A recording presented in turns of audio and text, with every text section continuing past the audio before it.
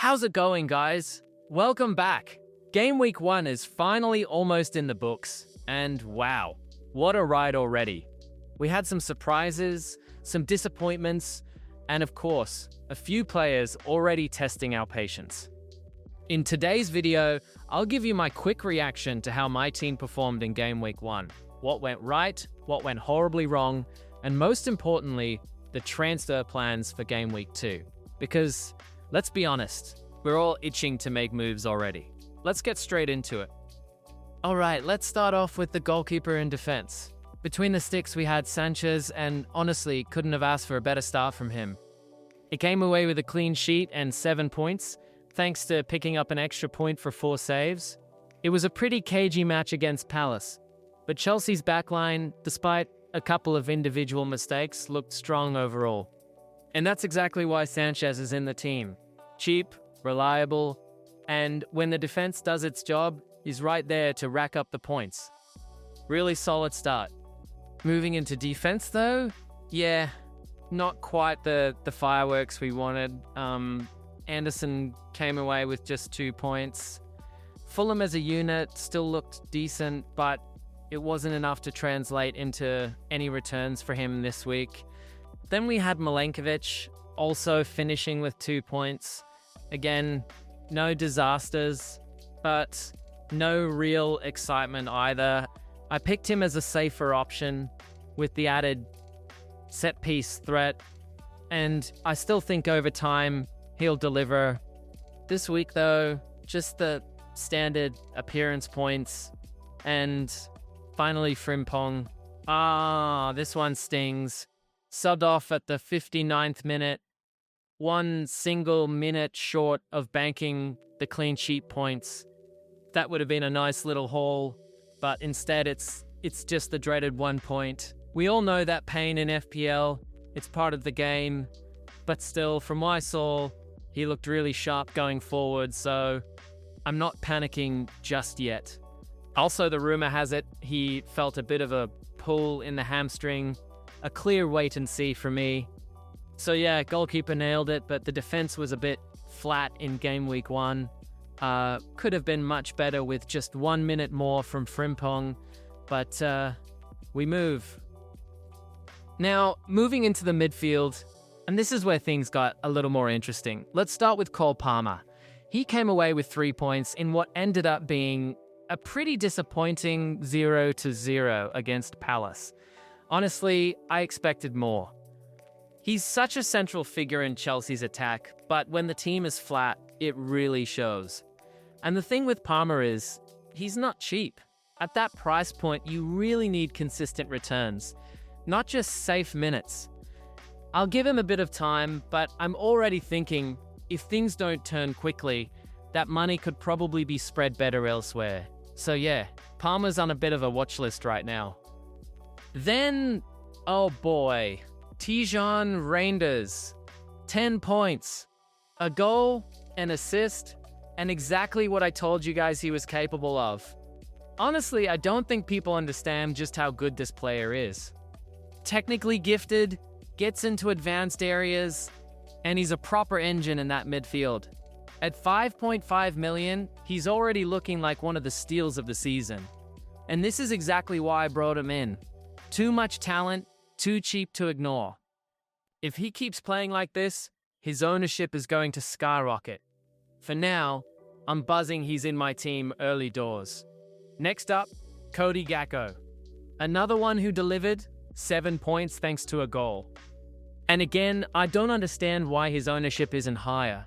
Liverpool lost Luis Diaz to Bayern, which already frees up more minutes for Gakpo. And with Arne Slot in charge now, he's clearly being trusted. He's versatile, clinical when he gets the chances, and at 7.5 million, you're getting a real budget way into Liverpool's attack. Honestly, I thought this was one of the easier picks going into the season. Good start, and I think there's more to come. Then we've got Rodgers. He ended with 3 points in that draw against Newcastle.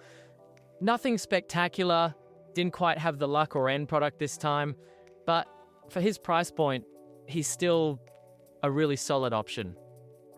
He passes the eye test, He's getting minutes, and once Villa's attack properly clicks, I think Rodgers will find himself on the score sheet sooner rather than later. Not worried at all here, more of a slow burner pick. And of course, last but absolutely not least, Mohamed Salah. 8 points on paper, but doubled as my captain. That's a huge 16 points. Goal, bonus, and of course he had to do it in true Salah fashion. Late drama, finding the net right at the death. This is why you don't overthink Salah. Year after year, people look for reasons to move away from him, but he just delivers. Consistency, penalties, clutch moments. He's the definition of an FPL captain. And I'll be honest, it felt good watching him haul, while a lot of people tried to get cute elsewhere. Up top, things didn't quite go our way in game week 1, starting with Mateta, just the single point thanks to the dreaded yellow card. It finished 0-0 against Chelsea, so to be fair, I wasn't really expecting fireworks from him in this fixture. That being said, he did get a couple of half chances, and honestly, he should have buried at least one of them. But that's Mateta for you. He's aggressive, he's physical, and sometimes that comes with picking up a card or two. I'm not too worried though. His role as the main man up front for Palace hasn't changed, and when the fixtures ease, I still think he's going to deliver some really solid returns. Then we've got Ollie Watkins, just 2 points against Newcastle in another goalless draw. But here's the thing, Villa played a big chunk of that match with 10 men after the red card, so it's hard to judge him too harshly. The service wasn't there, the game plan was thrown out the window a bit, and against a strong Newcastle side, it was always going to be a tough ask. I still back Watkins completely. He's nailed. He's central to everything Villa do in attack, and the goals will come. It's just a matter of time before he starts ticking along like we all know he can. Big look at the bench now, starting with Dubravka. He actually started the first game and picked up 2 points, which is promising. He's got a nice home fixture against Sunderland coming up, so that could turn out to be a really handy pick moving forward. Mark Yu didn't feature, which was pretty much expected at this stage, so no surprises there.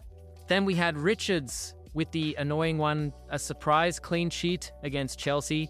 6 points sitting right there on the bench. Typical FPL, isn't it? And finally, Steve, just the 1 point in Burnley's 3-0 loss away at Spurs. Nothing unexpected there, really. So that's how the team lined up in game week 1. Now let's look ahead to game week 2. And honestly, the plan is pretty boring. I'm going to roll the transfer. I know, not the most exciting thing in the world, but it's the safer play this early in the season. Information is absolutely key right now. You don't want to be making reactionary moves after just 1 week. For now, I'm planning to run with the same starting 11, but I might tinker a little bit at the back. One option is swapping Sanchez out for Dubravka. Burnley's got that easy home fixture, which is tempting. Another possible move is giving Estev a start over Anderson, who has to deal with Manchester United at home. Not exactly a fun matchup. And then there's Milinkovic versus Richards. They're actually playing against each other, but Richards just came off a clean sheet and has the home fixture. So that could swing it in his favor. Nothing set in stone yet, but those are the decisions I'm weighing. Like I said, no transfers this week, just gathering more info and setting myself up for the weeks ahead. All right, before we wrap up, let's take a quick look around at some of the standout players from game week 1, because honestly, there were some big scores on the board. First up, Semenyo. This one stings a little, because I had him in earlier drafts and decided to move on. He went and scored twice against Liverpool, walked away with 15 points. Fair play if you kept him. That's one of those early season hauls that can really set the tone for your squad. Then there's Kudus. Now at Spurs, and what a way to start. 2 assists, 10 points, and looking very lively. I think he's going to become a popular pick if that form keeps up, especially with Tottenham's fixtures looking pretty kind over the next few weeks.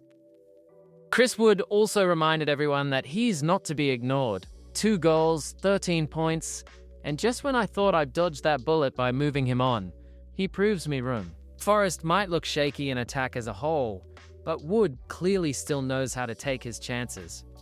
And, of course, the big one, Erling Haaland. 2 goals, 13 points, and yeah, it looks like we're right back into the Salah versus Haaland captaincy battle this season. For now, Haaland owners are definitely ahead after that performance.